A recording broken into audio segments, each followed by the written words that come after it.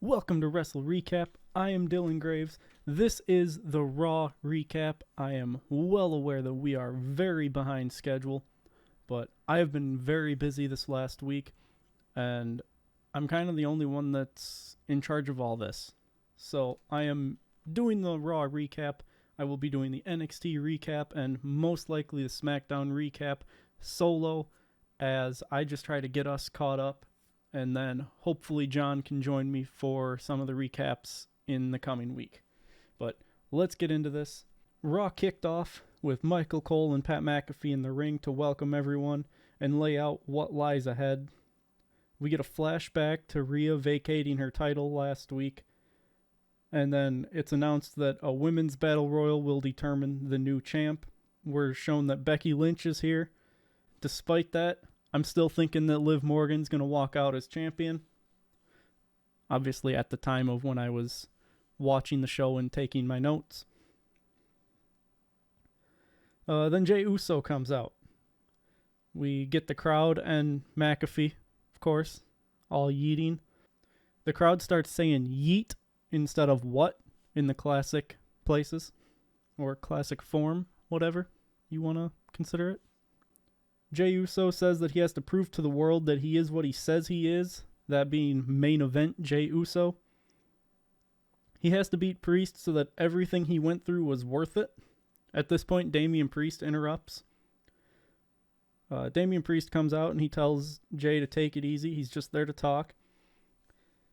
Priest says that him and Jey went to war last year, and that there was one night that Jey whooped him so bad that he earned Priest's respect.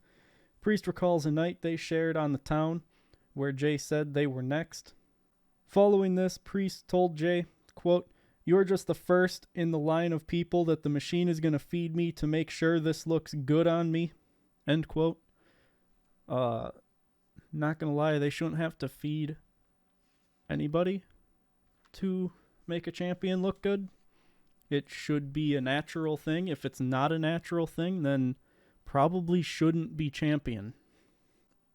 Priest goes on to tell Jey that he gets to be the first to fall and the first to make sure that all these people rise for El Campeon. Priest starts to leave, but Jey tells him to stay. He asks if all Priest sees him as is a tag team guy. And then he calls Priest the leader of the Judgment Day. But he says the only reason that Priest is the leader is because Rhea got hurt. I loved this line. It was great. There was no, acknowledged leader. But Rhea Ripley was clearly the de facto leader. And with her gone, we now have this power struggle. And Priest is seemingly just assuming the role. So it was kind of nice to have someone call him out on that. Jey, that is, also goes on to say that with Rhea gone, that just makes Priest Dom Mysterio's. Jey also says that he's not being fed to Priest, but Priest is being fed to him because he's next. Watch out, because Goldberg's probably going to get upset. People are using his catchphrase. He seems to be getting upset about things lately and making a fool out of himself. Him and Ryback should work together. I'm sure they love the comparisons, and they're just making it easier to be compared to one another. JD McDonough then tries to attack Jey from behind, but he misses. Jey goes for a super kick on JD, but JD ducks out of the way, causing Jey to kick Priest instead. JD pretty much knows that he effed up there. We get a flashback to Gable turning on Sami Zayn last week. We then get a flashback of Gable turning on Sami Zayn last week, and they still list Gable as part of Alpha Academy. Obviously, this comes up later in the show, but at the time, I was curious. Wondering, will the group turn heel with him? We're then shown that Gunther is here before DIY come out. Their music sucks. They need to bring back the old music. And Def Rebel needs to go. Triple H needs to please bring back Jim Johnston so that we can get some good music again. We then head into a commercial break. When we come back, Awesome Truth comes out And R-Truth rapping his entrance music is still better than anything that Def Rebel has made for WWE. Also, people need to stop bringing giant face pictures as signs. They're just obnoxious and annoying. They ruin everything. Like, I'm sorry. I get that it's cool because then you can look back at footage and see yourself holding your obnoxious sign.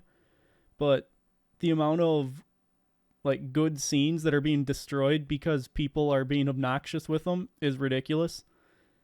Like the Rock and Cody shot from WrestleMania where we just see two giant head pictures in the middle of them. It just takes away from everything. And tonight we had someone holding up a big picture of their face. Nobody cares. Be obnoxious elsewhere. Don't ruin it for everybody. It's now time for the World Tag Team Championship match. DIY versus Awesome Truth, if that wasn't clear based on who I had said came out.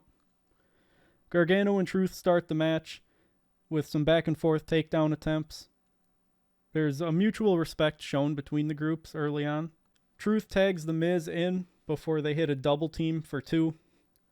Gargano tags Ciampa in. Miz and Ciampa go back and forth before Miz locks in a figure 4, forcing Gargano to break up the submission. Gargano sends Truth out of the ring before The Miz tries to send Gargano out of the ring, but then Ciampa takes advantage with a roll-up but only gets a 2 count. Gargano tags himself in and Ciampa is limping around, I noted. Gargano does a crossbody to ringside, and DIY sits on the apron and does Ciampa's signature pat on their own back thing. I liked that. It was definitely a nice scene to take us into the commercial break. I liked the kind of callbacks to their time in NXT. I definitely think that it's important to keep this kind of fluid universe, for lack of a better term, that the superstars all exist in across the 3 brands. If we're going to make them coexist, we need to make sure that they actually exist within one another and that we don't just have them existing separately but together at the same time. When we come back from the commercial, R-Truth has control over Tommaso Ciampa. We end up into a double down before The Miz gets the hot tag. Miz goes for a springboard move, but Ciampa catches him with a knee to the jaw. Ciampa gets a 2 count out of this.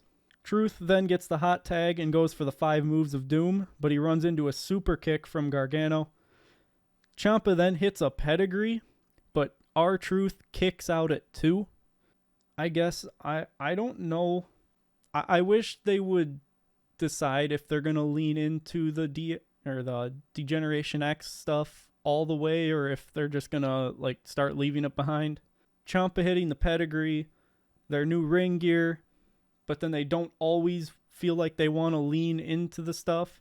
Obviously, what happens post-match kind of sets the tone of it's probably coming to an end. Gargano hits a suicide dive to take out Miz. Truth sneaks a small package roll-up for 2, but then Ciampa dodges the head scissor kick. DIY hits the meat in the middle on Truth, and they go for the pin. Miz pulls Gargano out of the ring to break up the pin. The Miz then sends Tommaso Ciampa over the barricade and rolls Gargano back into the ring. The Miz officially tags himself into the match. Gargano rolls Miz up for 2, but following this, The Miz and R-Truth hit the truth-crushing finale to pick up the win. And really the post-match is what mattered here. If they weren't going to put the tag titles on DIY here, which I really think they should have, because Awesome Truth doesn't necessarily need a long reign. If they have a decent reign, cool. But DIY is so hot right now that if you don't strike when that iron is hot, you're going to miss out. And they're hot right now. So is Awesome Truth, don't get me wrong. But Awesome Truth is playing to a niche portion of the fan base. DIY is playing to a majority portion of the fan base, while also playing to that niche portion. So to put the belts on DIY, it just, to me, made a lot more sense here. However, that is not the direction it seems that we're going, because following the match, Gargano shakes The Miz and R-Truth's hand, but Tommaso Ciampa does not. He just kind of brushes it off and rolls out of the ring to leave. We then head backstage as JD tries to defend himself for his mistake. We then find out that Dominic Mysterio is hurt. He's got his arm in a sling. I initially just assumed that this was a storyline injury, but as I'll probably talk about in a couple days when I cover recent news, it does appear that it is a legitimate injury, very similar to the one that Rhea Ripley sustained. So, assuming these reports are in fact true and it is not a storyline injury, as much as we love to boo the man, we don't want him hurt. So, get well soon, Dom, so we can go back to hating you again. But the true revelation here is that Santos is going to be teaming up with JD McDonough instead of Dominic Mysterio. Damian Priest tells JD to handle his business and stay out of his. As in, like, Damian Priest told JD, like, handle your business and stay out of mine. JD responds by saying that he's going to handle the Judgment Day's business. And then Priest reiterates again for JD to handle his business. Damian Priest essentially just separating himself from the group at this point. The implosion is well underway. I would love to see Finn Balor be the one to take the title off of Priest. That is absolutely personal bias. I don't think that's what's actually going to happen. I do believe that Drew McIntyre will be the one to take that title off of him in Scotland. But hey, I can wish, right? We're then told that Imperium is coming out next as we head into a commercial break. First commercial in the commercial break, it is announced that NXT Battleground will be taking place at UFC Apex in Las Vegas. Given the most recent kind of quote-unquote slip-up by Undertaker on his 6 Feet Under podcast, they'll most likely announce that Las Vegas will be the home of WrestleMania 41, which is unfortunate. I was hoping for it to be in Minneapolis so that it would be more feasible for me to attend. I guess I just got to keep saving money and wait for it to get closer. We then have Imperium coming out. Gunther says that he's not out here to take shots at Sami Zayn. He took time away to digest everything, and for 666 days, he elevated the Intercontinental Championship to heights never seen before. He says that he no longer has a target on his back, and he thanks Sami Zayn for taking that target off his back. He says he's no longer the hunted, but instead the hunter. He also says that he is now free to basically go after whatever title he wants. We're reminded that it's a new era twice. So if John was here, that would be 2 shots. He also declares his participation for none other than King of the Ring. Now, we've already had Gunther. We've already had him elevate the Intercontinental Championship back to relevancy. Using him to elevate King of the Ring back to relevancy is just brilliant. Make him King of the Ring. Make King of the Ring mean something. Queen of the Ring as well. Make them both mean something. Don't make them meaningless cosmetic changes with different music and all that. Make winning the tournament mean something and make the tournament all take place on one night again. Stop spreading it out, because who can't compete in one match per week? I mean, most of them are already doing it multiple times a week with the live shows. Don't insult our intelligence that way. I then have here in my notes to make it clear, if I wasn't clear already, that Gunther is my pick to win. I don't care who else is in it. He elevated the IC title back to relevancy, and now he's going to do the same with King of the Ring, en route to dethroning Cody as undisputed WWE champion at Bash in Berlin, and you can print that. He goes on to say that after King of the Ring, he can decide which title he's going to go after and gives a warning to all of the champions.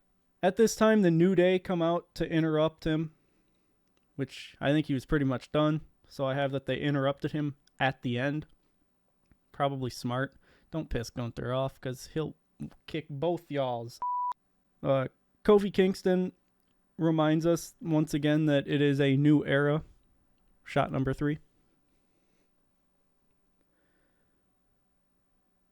Woods tells Gunther that he's looking at the reigning, defending King of the Ring. At which point I remarked, I forgot Woods even won it. That's how irrelevant the title has been. Woods calls Gunther a usurper and a pretender. Woods says he's going to become a 2-time King of the Ring. Gunther responds by calling Woods a clown king, which, clever, funny, fitting. I love the New Day characters, but you gotta be honest with yourselves. They're clowns. They fit the role that they're there to portray, and we love them for it. Gunther also then goes on to say that after he wins, he's going to reestablish the image of the King of the Ring tournament, and Woods will be remembered as the guy who's a little bit weird and won by accident and covered himself in gold and pretended to be a champion. See where we're coming from here? Don't insult our intelligence like that. Gunther is pointing this all out. Woods reminds Gunther that he used to be a champion, at which point Kofi starts asking, "Where you gold at?" And then, of course, Xavier Woods has to join in and make it a little jingle of, "Where your gold at, Gunther? Where your gold at?" And the crowd starts singing it too. It's great. I loved it. Like I said, I'm not hating on the New Day. I'm just hating on the fact that King of the Ring has been meaningless. Gunther says that this is beneath him and tells Kaiser and Vinci to handle it. And once again, I reiterate that the New Day is here to play a certain type of character. They do it perfectly, and we love them for it. Because when Gunther tells Vinci and Kaiser to handle it, Woods immediately says, "No, we fought them so many times already." And I had to hold back from laughing because my girlfriend was sleeping in the room next door. But that was hilarious. Woods tells them that if they want a match, that they'll gladly beat their cheeks. Never break up the New Day. Seriously, just never break up the New Day. Following that, we head into a commercial break. And when we come back, the match has been made official. Because, of course. So it's the New Day versus Imperium, with Gunther sitting at ringside for the match. Kaiser takes control at the start with a headlock on Kofi. McAfee once again reiterates that, hey, if you didn't know, it's a new era. Another shot.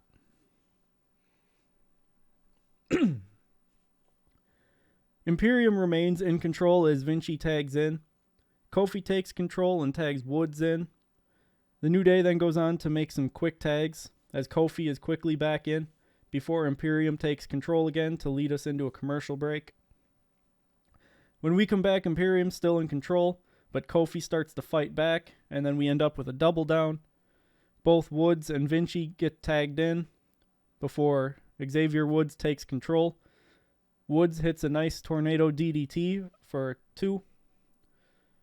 The New Day tries to double team Vinci, but Vinci counters and gets a 2 count off of a clothesline to Kofi. Now Imperium tries a double team, but Woods pushes Kaiser off the second rope, and Kofi hits Vinci with a Hurricane Rana. Woods then takes out Kaiser, and the New Day gets the win off of a double team. Gunther is very upset. He picks up the chair that he was sitting in and just chucks it against the barricade before leaving ringside after showing his disapproval of Kaiser and Vinci. Now, once again, we have a case of the match itself being far less important than the post-match. Because in the post-match, Ludwig Kaiser gives Giovanni Vinci the kiss of death before assaulting him at ringside, even going as far as spitting on him at one point while screaming at him in what I can only assume is German. Kaiser then places Vinci across the stairs, much like he did with Kofi at one point. But officials arrive and stop him. We see Jason Jordan as a suited up producer walking Kaiser up the ramp, but Kaiser quickly jukes him out and runs back around the ring to hit the drop kick on Vinci, who is still prone on the stairs. So, yeah, based on the recent releases, I am very afraid that we're about to have Giovanni Vinci also get released because, I mean, do they put him back to the model gimmick kind of thing? I don't know. I feel like they really don't have anything for him outside of Imperium. At least nothing that makes sense. So I am afraid that that's probably going to lead to the end of his tenure with WWE. But as of Saturday the 27th, nothing has been announced on that line. Obviously, the crowd chants "Holy" repeatedly, and the network has to keep, like, deafening the... So, yeah. The camera then follows Kaiser up the ramp, where he finally heads backstage and Gunther is waiting for him. Kaiser tells Gunther, quote, "You see? I told you I'd get it done." Gunther just smiles. So we're once again kind of dealing with this implosion of Imperium. I hope that these two stick together. But personally, I would have kept all three of them together. I don't know. Drew McIntyre is set to come out next. And then we head into a commercial break. When we come back, there's an Andrade vignette promo ordeal. Andrade says that he's many things, but he's not someone's fool. We see a flashback of Andrade siding with LWO and says the Judgment Day didn't want a business partner, they wanted a servant. So he's now going to be their biggest problem. I don't know how to tell Andrade this, but I don't think that he's the biggest problem. Michael Cole then tells us about the 4-event European tour and that all 4 events were sellouts. Drew McIntyre then comes out and Michael Cole reminds us of what happened at WrestleMania. Cole and McAfee make jokes about 5 minutes being considered a long time. If you know, you know. If you're too young to know, you'll know eventually. Obviously, CM Punk chants rain down as Drew sits cross-legged in the ring and tells the camera guy, "As usual, don't shoot up my kilt, you perv." He then asks the crowd why they insist on chanting his name every time he comes out, that being CM Punk, which, if you're going to sit down cross-legged in the ring like CM Punk did while feuding with CM Punk, I would have to guess they're probably going to chant CM Punk. And sure enough, the CM Punk chants resume. Drew says that the history is there and that CM Punk hates the fans, and the only person that he hates more than the fans is himself. Drew calls his relationship with pro wrestling complex, stating he loves it, but it doesn't always love him back. At this point, he's had enough of the what chants that have been going on. So he says, "Say what if you French kiss your cousins?" Quite a few members of the crowd say what, at which point Drew tells them that they're sick. Got him. Drew then goes on to say, quote, "You don't understand complex relationships because half you guys, the most complex relationship you've had is with your right hand," end quote. Again, if you're old enough to get it, you get it. If you're not old enough to get it, you will one day. Drew says that he could sit and complain, but he's not going to do that before proceeding to complain. He eventually says that he's targeting King of the Ring, but then Sheamus interrupts with too many limes. But he still has the Brawling Brutes-tron. Apparently when they called him to come back early, they couldn't be ready for him either. That being said, he already looks better than he looked last week, so for anybody that was out there trying to shame him, go yourself. Sheamus says he doesn't get why Drew is sitting in the ring sulking. He tells Drew that all he sees is the person who's not going to take responsibility for his own mistakes, and that makes him a coward. He asks Drew if he's going to sit there or stand up. Drew starts to stand up at this point. Sheamus says, "After all this time, I think I've earned that respect." Sheamus says he's known Drew for 20 years. And for the last 4, all he's heard is how Drew was robbed of his WrestleMania moment. And at WrestleMania 40, he did it. And then he blew it. Over some stupid social media spat. Sheamus tells Drew that he should be standing there as the World Heavyweight Champion with the title around his waist. But he threw it away over a meme and a t-shirt. Sheamus says they've traveled the world together, had some great booze-ups together, and banger after banger after banger after banger matches together. He tells Drew that a one-armed CM Punk kicked his arse. CM Punk chants resume at this point. Drew says he don't care what the fans think they know, and that Sheamus knows how Punk affected him in his career when he was a kid. Sheamus says the obsession is taking down Drew's career. Drew tells Sheamus that before he was injured, it was banger after banger after banger, but since he's returned, it looks like it's been burger after burger after burger. I mean, I enjoy a good burger every now and then. I mean, probably more often than others, but hey, who doesn't like burgers? I mean, come on, man. Sheamus just laughs it off. Sheamus seems to have a pretty good sense of humor about things. He then tells Drew that he's getting really good at those one-liners. Sheamus then goes on to tell Drew that he can lose the weight, but Drew can't lose the stupid. Loved that, because it's true. Sheamus tells Drew to stop blaming everyone else, to which Drew says that it is everyone else, and then calls Sheamus the burger after burger, the ginger Pillsbury doughboy, flubber man, and says that that's what the guys in the back were saying last week, and Drew was defending him. Sheamus says he doesn't care what the guys in the back say, but Drew says that he does. Drew tells Sheamus that he only fights when it's worthwhile, and this isn't worthwhile. Drew says he's going to go stand by the table for Sheamus' match and watch his back, but he said this in a threatening way, and Pat McAfee acknowledged this, so it was clearly intentional.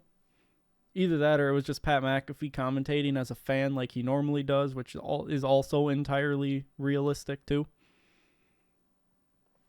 Shinsuke Nakamura then comes out to once again take another L.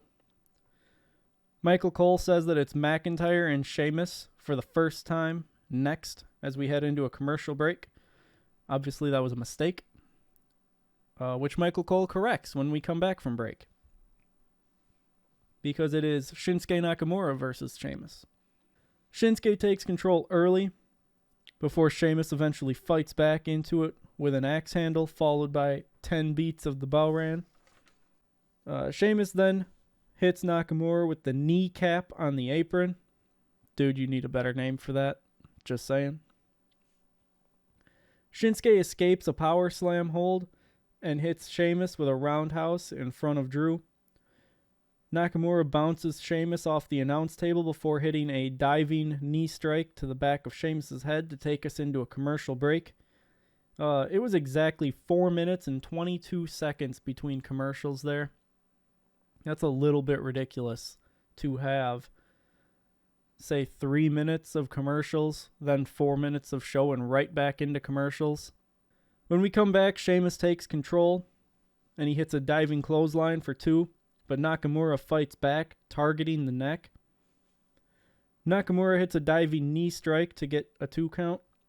Sheamus then hits an avalanche white noise from the second rope, but also only gets a 2 count. Nakamura then hits a knee to the back of the head, very similar to just a Kinshasa to the back of the head, while Sheamus is distracted by Drew. Drew then distracts Nakamura, allowing Sheamus to take advantage, but Sheamus misses the brogue kick, allowing Nakamura to roll him up for a 2. Sheamus dodges 2 kicks before hitting another kneecap, but he only gets 2 again. Sheamus goes for the Celtic Cross, but Shinsuke gets out of it and hits Sheamus with another knee strike. Knee strikes seem to just be like the generic move nowadays, instead of like we're just gonna throw a clothesline, or it was super kicks for a while, now it seems to be knee strikes. Nakamura starts to fight back, but he ends up running into a brogue kick, giving Sheamus the win. Following this match, we get a flashback to Sami versus Chad Gable last week. We then have an interview with Sami Zayn. He says he's interested to see how Gable justifies his actions from last week before he's interrupted by Big Bronson Reed, who tells Sami that he's got bigger problems to deal with. Sami tells him anytime, any place. Bronson Reed then kind of just, steps out of frame, and Sami turns to resume the interview before Bronson Reed just levels him. Officials get them separated, but of course that's not enough. So Bronson Reed gets one final shot in as he just slams Sami into the production boxes. Of course, following this immediately, Chad Gable comes out, still accompanied by Alpha Academy. So clearly something's going on here, but we'll find out when we come back from the commercial break. We then get a scene from the Pat McAfee show. Clearly, I didn't feel it was necessary to include what that was because all I wrote is that it was a scene from the Pat McAfee show. Chad Gable says that Sami's had a rough couple weeks after acknowledging what happened with Bronson Reed just a moment ago. He says he was justified in what he did last week, and then he recaps the loss. He claims that Sami rubbed the loss in his face and that it should have been him at Mania, but he was wasting his time training Sami, and he's been wasting his time training a bunch of losers. So Gable's just gonna come out here and treat his Alpha Academy teammates like apparently, because we then get a glimpse of Otis, Maxine, and Akira, and they're clearly hurt by these comments, the looks on their faces. Gable tells Akira Tozawa that if he's got a problem, to say something. And he tells Tozawa that all he does is rack up loss after loss. He calls Maxine pretty as a princess, but dumb as a box of rocks.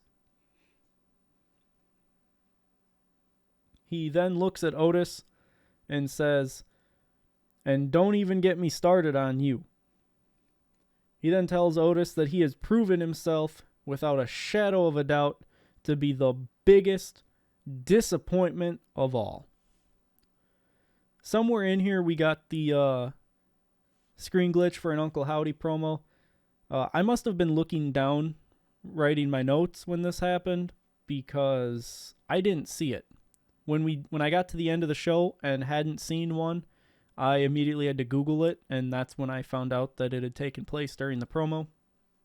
Chad Gable goes on to tell them that this is why they signed up for the Academy, for honest feedback, and that they can't be upset about this, and that they need to get on the same page and focus on Gable. They got to be ready, willing, and Gable. Come on, man.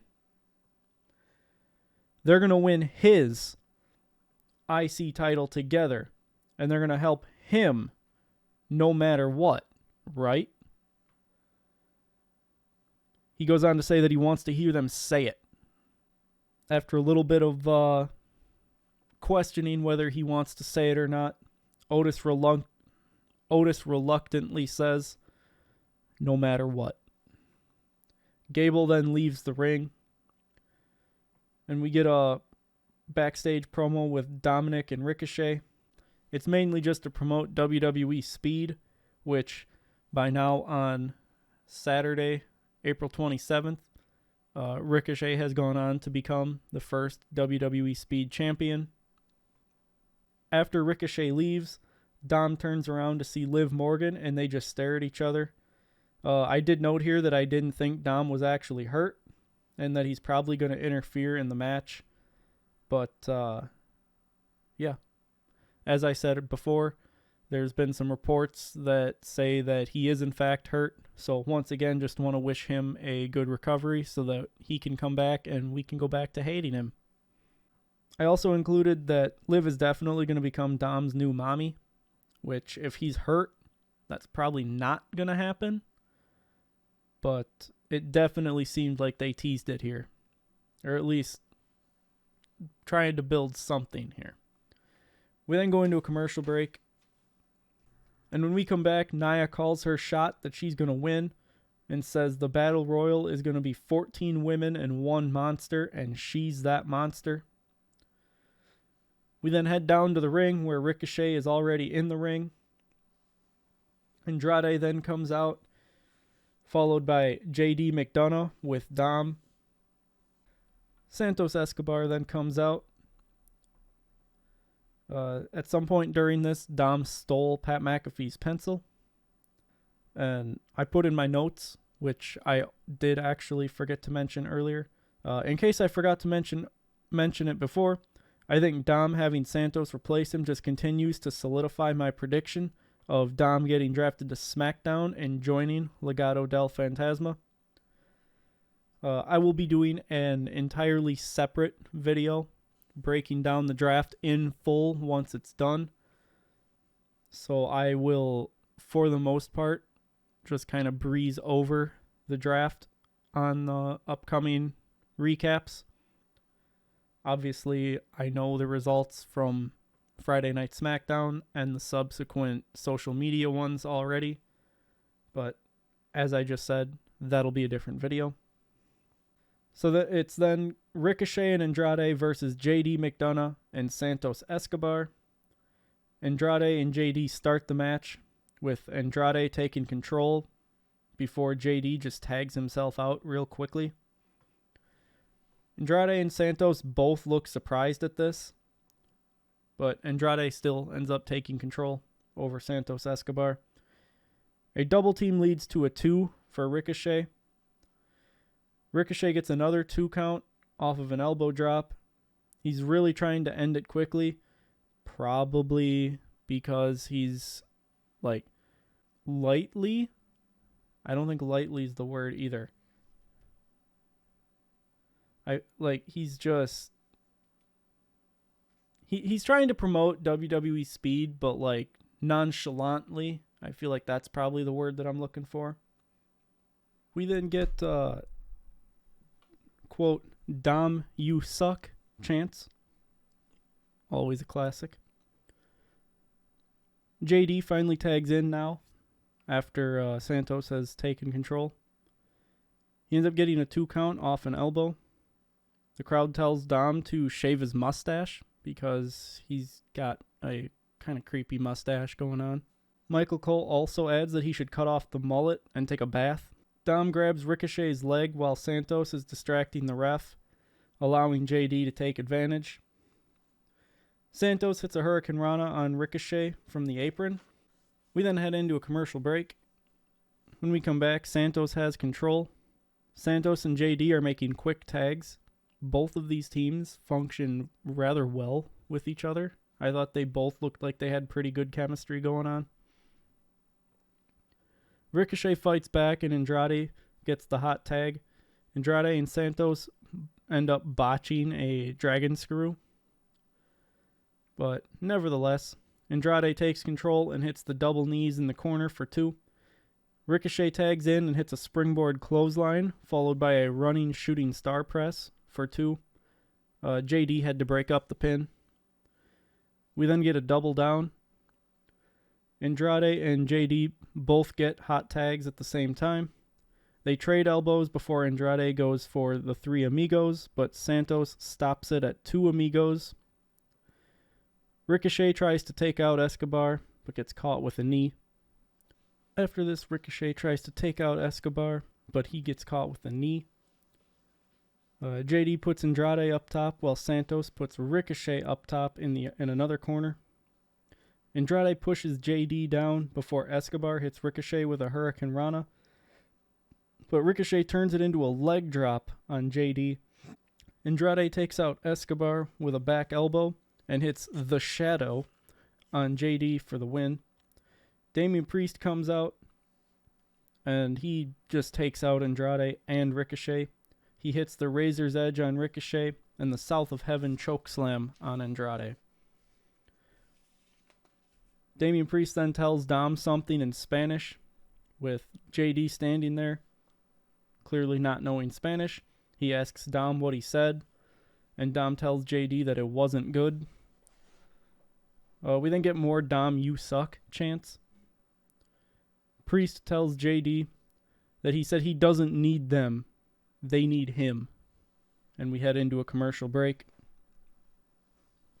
When we come back, we get a promo vignette from Zoe Stark, possibly teasing that she might actually get utilized a little bit. We're then taken backstage where Jackie Redmond is attempting to interview Indy Hartwell and Candice LeRae about their tactics the last few weeks. They are quickly interrupted as Nia Jax and Liv Morgan are trying to brawl backstage, but officials are, for the most part, keeping them separated. While this is all going on, Becky Lynch just comes casually walking into frame from behind them. Becky says that Jackie has a lot to report on, and she's doing a bang-up job, but the man wears many hats and asks if Jackie minds if she tries on just one more. Jackie obliges, so Becky takes the mic. We then get the classic, well now seemingly classic, cinematic walking promo shot. Becky says that it is chaos back there, and it's about to get a lot more chaotic out there because they're about to have the biggest, most important battle royal in the history of Raw. Once again, just having them doing this stuff all live while the show is going on really helps make the characters feel like they exist more than just during the 3 hours of Raw and 2 hours of SmackDown and 2 hours of NXT when they decide that that's going to be fluid. She then notices Ivy Nile talking to Maxine Dupree, and she goes back and says to Maxine, quote, "This is your first time fighting for a championship, yeah?"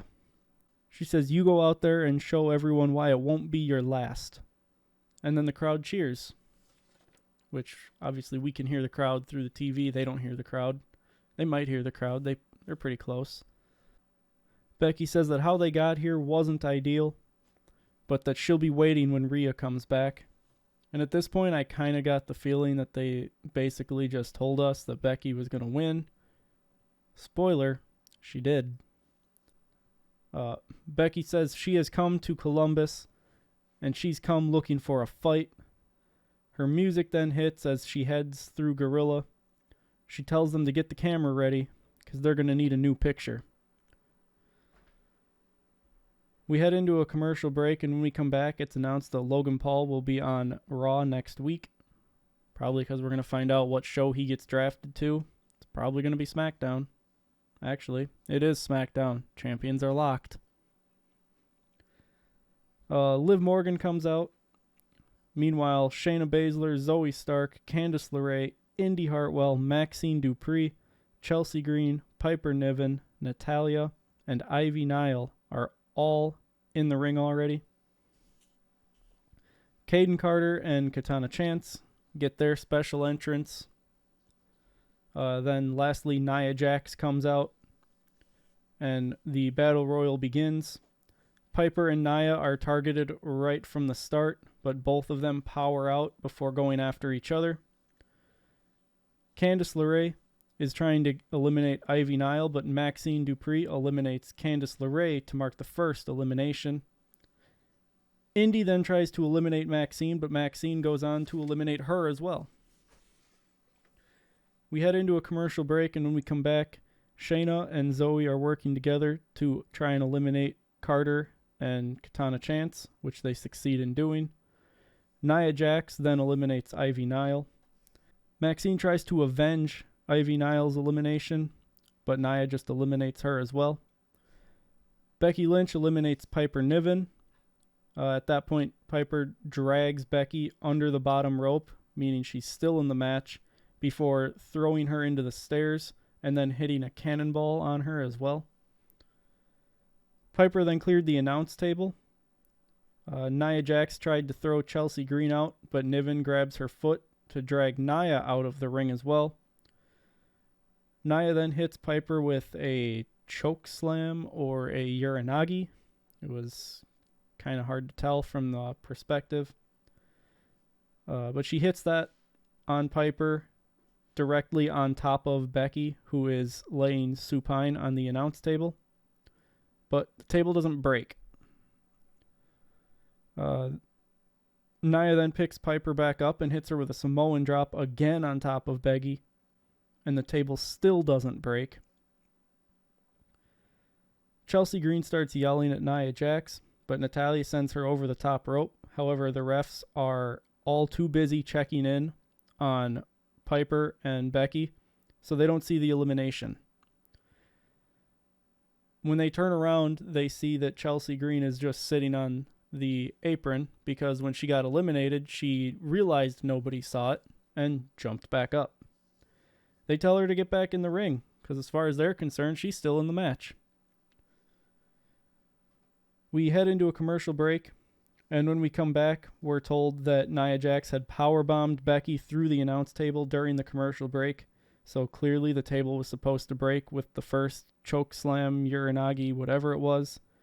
And all the subsequent attempts were just happening until it finally did break. Zoe Stark eliminates Chelsea Green, followed by Natalya. Nia Jax then eliminates Zoe Stark. Nia Jax eliminates Shayna, while Stark was trying to keep Shayna from falling off the apron. At this point, Becky Lynch finally gets back into the ring, right after they get done telling us how she is like completely out of it. The final three are Becky Lynch, Liv Morgan, and Nia Jax. Basically the only three that have any real build to potentially be the champion. Liv tries to hit Nia with a code breaker, but Nia catches her. To counter this, Becky ends up hitting Liv with a neck breaker, causing the code breaker to land. So we end up with a triple down as all three lay in the ring. Nia goes up for the Eradicator, but Liv and Becky work together to get her eliminated, meaning that it is Becky versus Liv. They trade punches and elimination attempts, but they both end up out on the apron before Liv goes for the Oblivion. However, Becky catches her and hits the manhandle slam on the apron to eliminate her. Therefore, Becky Lynch is the new Women's World Champion. Becky Lynch goes on to celebrate with the crowd as the show closes. Pretty much makes the most sense to put the title on Becky Lynch, as it's been reported that was the plan going into WrestleMania until a last-minute decision to have Rhea retain due to the popularity became the final decision. So when forced with having to change your plans and having the option to go back to plan A as a possibility, it makes all the sense in the world to do that. It sets Liv up to be the person to win the title off of Becky and then be holding the title when Rhea comes back. Other than that, I think looking into the draft, they need to kind of mix the women's roster around a little bit, because Raw really only has the 3 people that have been relevant in the title scene as of late. Obviously, Shayna Baszler deserves a title run. Zoe Stark had an attempt at one, but it was just kind of weird. All in all, so far at this point, I know that Nia Jax has gone to SmackDown, which, sure. I also know that Bianca stays on SmackDown, which Bianca should have moved to Raw. That would have made a good addition to the roster. They would have then also subsequently moved Jade Cargill, which I understand they probably didn't want to do since they just did the whole she signed with SmackDown thing, but they also did that with Braun Breaker, and he moved to Raw. But nevertheless, that concludes the Raw recap. Once again, I've been Dylan Graives on my own solo today. If you want to support WrestleRecap, you can like, share, and subscribe. You can comment down below. Tell us how we're doing. Until next time, goodbye.